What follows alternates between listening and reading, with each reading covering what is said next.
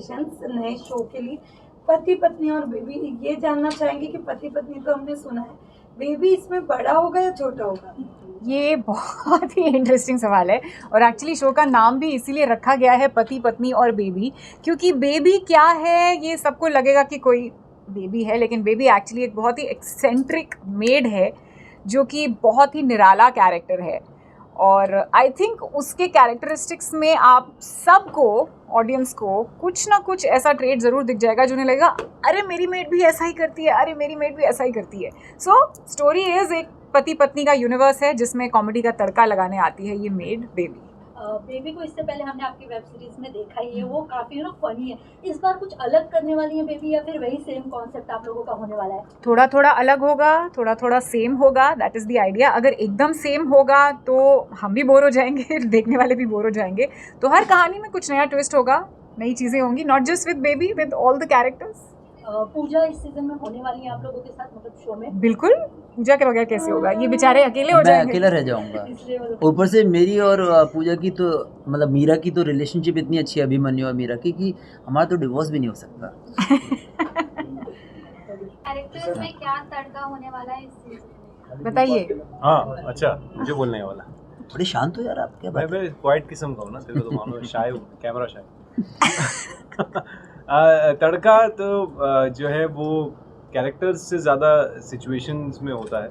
अगर आपने शो कभी भी देखा हो तो जो सिचुएशन होती है उसको ऋषि, रोहिणी, प्राचीन, पूजा, अभी और मीरा के जो कैरेक्टर्स हैं और बेबी खासकर, वो एक नॉर्मल सिचुएशन को कैसे एग्जैजरेट कर देते हैं या स्टूपिडिफाई कर देते हैं, वो सारी चीज़ों का तड़का होगा। ऐसा नहीं है कि एक कैरेक्टर कुछ और करने लगेगा या मैं कुछ और करने लगूंगा या छवि का कैरेक्टर कुछ और करने लगेगा, तो ऐसा कुछ नहीं होगा मुझे लगता है। लेकिन हाँ, सिचुएशंस जो generally when Mohit and the writers sit और एक सिचुएशन बनाते हैं तो वो अपने आप तड़केदार बन जाते हैं। और इससे पहले आप लोगों की वेब सीरीज हमने देखी है, वो तो काफी फनी रही। इस बार क्या नया लेकर आ रहे हैं आप लोग ऑडियंस के लिए, क्योंकि हमने पिछले सीजन्स तो देख लिए हैं। नए कपड़े लिए हैं मैंने। सो देखिए, अभी तक जो आपने देखा वो यूट्यूब पर था, तो यूट्यूब के हिसाब से उसे हमने फॉर्मेट किया था, बट अब हम आ रहे हैं कलर्स टीवी पर, तो टेलीविज़न के हिसाब से उसका फॉर्मेट थोड़ा सा चेंज होगा।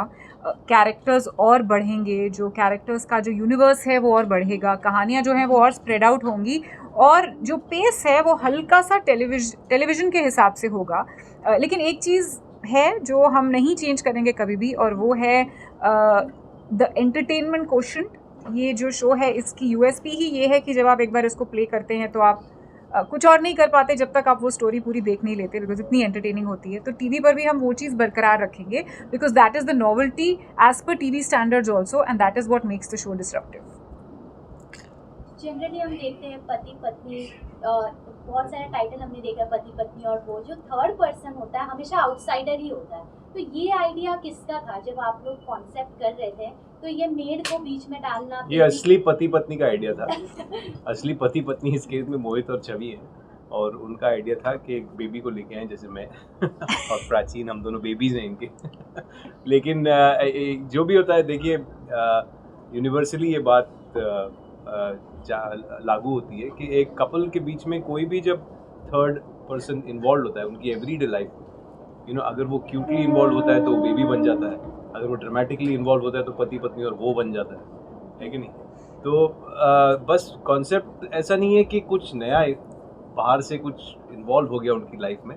ये पति पत्नी है, अब अभी और मीरा पति पत्नी है, और बेबी के आने से उनकी लाइफ में क्या उथल पुथल मचती है, क्या मस्ती होती है और क्या नहीं होता है, बस कहानी हुई। एंड आई थिंक आजकल चाहे शहर छोटा हो चाहे बड़ा हो, मेड हर किसी के लिए इम्पोर्टेंट है, स्पेशली वर्किंग कपल अगर है, दोनों काम करते हैं, तो वो एक न्यूक्लियर फैमिलीज़ का कॉन्सेप्ट है, तो मेड बहुत इंपॉर्टेंट हो जाती है।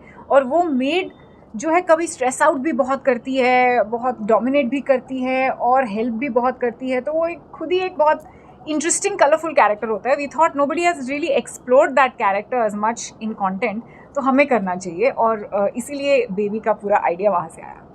छवि, आपसे जानना चाहेंगे कि बिग बॉस आप कितना फॉलो कर रही हैं, क्योंकि करणवीर शो के अंदर है और आपने उनके साथ काम भी किया, तो कितना फॉलो कर रही हैं? अरे हाँ, या आई नो, मैं तो भूल ही गया, मेरा शो में है। इंसिडेंटली मुझे भी बिग बॉस के लिए इस बार बुलाया गया था, और टाइम की कमी की वजह से मैं नहीं कर पाई। लेकिन मैंने जब देखा कि करण मेहरा है उसमें, तो मुझे लगा कि हम अगर मैं चली जाती तो वहाँ पर भी हम शायद SIT टाइप कुछ करते कॉन्वर्सेशंस, बट थोड़ा बहुत मैं फॉलो करती हूँ. I think he is really making a mark for himself and I am very very happy for him.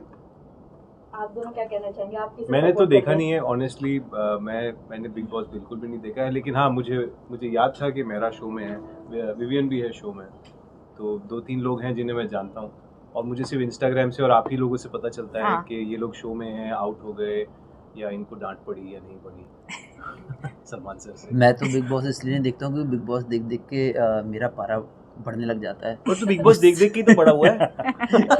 हाँ, मैंने तो काफ़ी सीजन्स देखे, उसके बाद मुझे लगा कि यार मेरे को भी गुस्सा आ रहा है, अगर इस सिचुएशन में मैं होता तो मैं क्या करता, अरे यार ये गलत हो रहा है, वो गलत हो रहा है. हाँ, वो इसलिए मैं थोड़ा सा दूर रहता हूँ. अदरवाइज आइडिया ना, इसलिए लोग या इतना आई पसंद नो करते हैं. Of course, but of course जिन लोगों को जो पसंद है वो addicted तो है. बहुत एक्चुअली आई पसंद है. थिंक SIT का भी जो कॉन्सेप्ट है थोड़ा बिग बॉस टाइप का ही है, बिकॉज ये भी घर घर की कहानी है जो हो Correct. रही है यहाँ पर. एक दिन ना तुम सबको बुला के मोहित को बोलना कि सबको सेट पे बुलाएं, डोर लॉक कर दें और कैमरा ऑन रखें और लाइव डाल दें उसको यूट्यूब पे.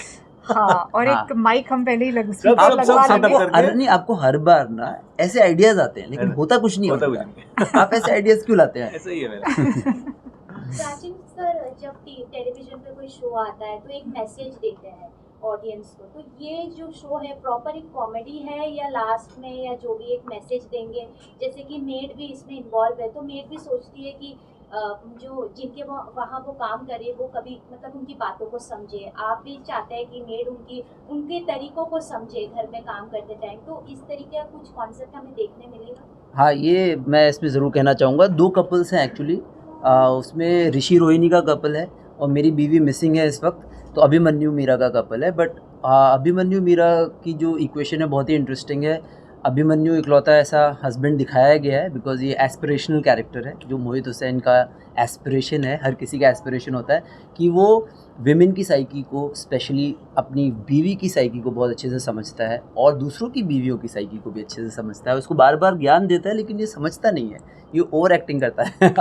एनीवे तो और तो एक्चुअली मतलब जोक्स अपार्ट, अभिमन्यु का कैरेक्टर के थ्रू हमने बहुत अच्छे मैसेजेस भी दिए हैं. बेसिकली हमारा मैसेज जो है सोसाइटी को, हमारा बहुत ही पीस लविंग, बहुत क्लीन कंटेंट है कि कैसे ऑफ कोर्स हस्बैंड वाइफ के बीच में बहुत सारी मिसअंडरस्टैंडिंग्स होती हैं और प्रॉब्लम्स आती हैं, बट उनको किस तरीके से पीसफुली और हैप्पीली आप एक दूसरे के साथ कोएग्जिस्ट कर सकते हो और एमिकेबल सोल्यूशन निकाल सकते हो हर प्रॉब्लम का. तो वो सारा मैसेज है हमारे कंटेंट का. आई ऑल्सो थिंक कि जब आप कोई ऐसी सिचुएशन स्क्रीन पर देखते हैं जो आपके साथ हो चुकी है, एंड एज अ हस्बैंड उस सिचुएशन में जब आप थे तो आपको लग रहा था कि मेरे साथ गलत हो रहा है, और एज अ वाइफ जब आप उस सिचुएशन में थे आपको लग रहा है मेरे साथ गलत हो रहा है, लेकिन जब आप स्क्रीन पर उसी को कॉमेडी में देखते हैं तो आप सडनली रियलाइज़ करते हैं कि इतना कुछ बुरा था नहीं. Actually it was a very light hearted moment, हमने ओवरथिंक कर लिया. तो यही एक आइडिया है कि एक्चुअल रियल लाइफ सिचुएशंस को कैसे थोड़ा सा फिक्शनलाइज करके और थोड़ा हंसी मजाक उसमें डालकर हम लोग सबको दिखाएं. सर, आप कुछ कहना चाहेंगे? मैं इनफैक्ट अगर किसी ने भी 2-4 एपिसोड्स भी देखे हों तो उन्हें पता चलेगा कि हमारे कई एपिसोड्स में by the end of it, या तो मैं या छवीस कैरेक्टर या प्राचीन कैरेक्टर, वो स्ट्रेट टू कैमरा 3-4 लाइनें बोलता है वो Yeah. कैरेक्टर, उस एपिसोड, उस कहानी और उस इंसिडेंट से रिलेटेड, अच्छी बुरी जो भी, कि जैसे अगर वाइफ ने मिसअंडरस्टैंड कर लिया तो आप उसको कैसे अप्रोच कर सकते हैं, या वाइफ ये बोलती है कि ज़रूरी नहीं है कि हर बार हस्बैंड ही मिसअंडरस्टैंड कर रहा है या मैं ही तो जो भी सिचुएशन है, और वो हम डायरेक्ट टू कैमरा एड्रेस करते हैं उस चीज़ को हमारे पर्सपेक्टिव से. वी ऑलवेज से कि ये हमारा पर्सपेक्टिव है, आप अपना पर्सपेक्टिव प्लीज़ हमें बताएं. हम सबको बोलते हैं कि आप प्लीज़ लिखिए, मैसेज कीजिए, शेयर कीजिए और बताइए कि नहीं ऐसा नहीं, ऐसा भी हो सकता है.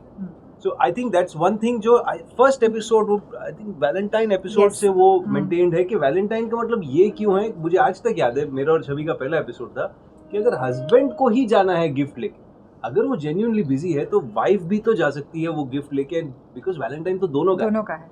सो वो मेरा हमारा फर्स्ट एपिसोड था, याद है हमने shoot या किया था. करेक्ट. तो it's something like okay, lastly any message for audience? Of course audience से यही कहना चाहेंगे कि आपने हमें यूट्यूब पर इतने साल फॉलो किया है, इतना प्यार दिया है, तो अब हम एक ये नई जर्नी शुरू कर रहे हैं. It's step forward for all of us to come on Colors. So please वहाँ पर भी हमें उतना ही प्यार दीजिए, इतना सारा प्यार दीजिए कि ये जर्नी बहुत बहुत बहुत लंबी चले और आपका जो भी फीडबैक है वो हमेशा की तरह हमारे सराखों पर प्लीज़। और हम लोग हमेशा यूट्यूब पे कहते हैं कि लाइक शेयर एंड सब्सक्राइब, पर टेलीविज़न की जो बेसिक रियलिटी है वो यही है कि यू कम ऑन टीवी और on which ever OTT platform this associates with colours. आप आइए, आप देखिए, जितना आप देखेंगे उतना हमें मौका मिलेगा आप तक ऐसी कहानियाँ, ऐसे किरदार और पहुँचाने। Okay, thank you thank you. As Chavi says it, love and Love and peace. peace from us to you.